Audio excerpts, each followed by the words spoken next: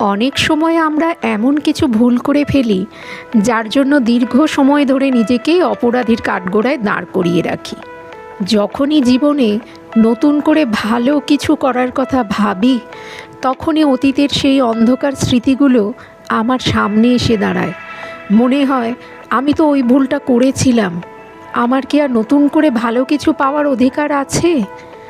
এই যে দিনের পর দিন মনের ভেতরে নিজেকে তিলে তিলে শেষ করা, এটি পৃথিবীর সবচেয়ে বড় যন্ত্রণাদায়ক শাস্তি।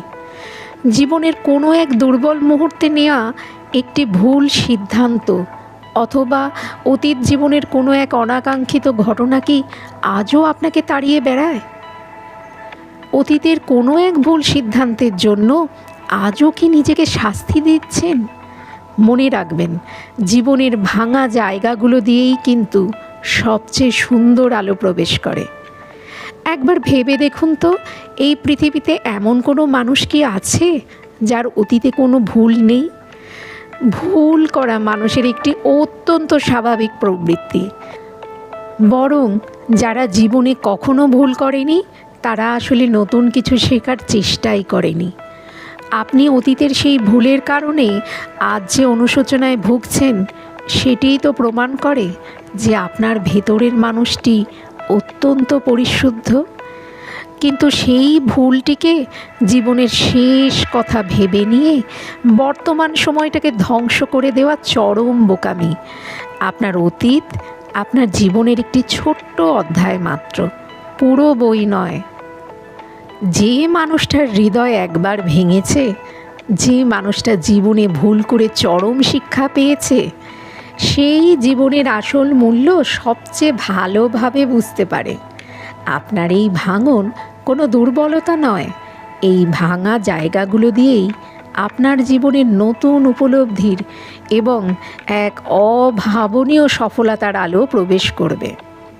তাই আজ এই মুহূর্তে নিজেকে ক্ষমা করতে শিখুন। আপনি অতীতে যে মানুষটি ছিলেন আর আজকের এই অভিজ্ঞতায় পরিপূর্ণ মানুষটি এক নয়। পুরনো সেই খোলস ছেড়ে বেরিয়ে আসার সময় হয়েছে। অতীতের সেই কষ্টগুলোকে নিজের বুকে পাথর হিসেবে চাপিয়ে না রেখে সেগুলোকে সাফল্যের সিঁড়িতে রূপান্তরিত করুন।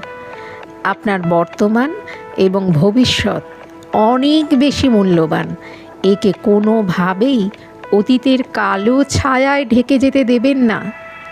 তাই নিজেকে সবার আগে ক্ষমা করুন। সবার আগে আয়নার সামনে দাঁড়িয়ে নিজের চোখে চোখ রেখে নিজেকে ক্ষমা করতে শিখুন।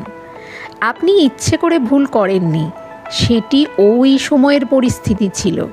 নিজেকে আর অপরাধী ভাববেন না। আর সেই ভুল সিদ্ধান্ত থেকে আপনি কি শিক্ষা পেয়েছেন, শুধু তা মনে রাখুন। এই চরম শিক্ষাই আগামী দিনে আপনাকে আরও অনেক বড় ভুল করা থেকে রক্ষা করবে। আজকের দিনটি ঈশ্বর প্রদত্ত একটি নতুন উপহার। যা চলে গেছে তা নিয়ে ভেবে সময় নষ্ট করার কোনো মানে নেই। আপনার সমস্ত শক্তি এবং মনোযোগ আজকের এই নতুন দিনটিকে সাজানোর কাজে ব্যয় করুন। জীবনের ভাঙা টুকরোগুলো কুড়িয়ে নিন এবং সেগুলো দিয়ে নিজের জীবনের এক নতুন ইতিহাস তৈরি করুন। অতীত হয়তো আপনাকে কাঁদিয়েছে, কিন্তু আপনার সুন্দর ভবিষ্যৎ দুই হাত বাড়িয়ে আপনাকে ডাকছে। নিজেকে বলুন, আমি আমার অতীত নই, আমি আমার আগামীকালের নতুন সম্ভাবনা। আসুন, কারা নিজের অতীতকে ক্ষমা করে নতুন করে জীবন শুরু করার সিদ্ধান্ত নিয়েছেন? কমেন্টে লিখুন। আমি প্রস্তুত।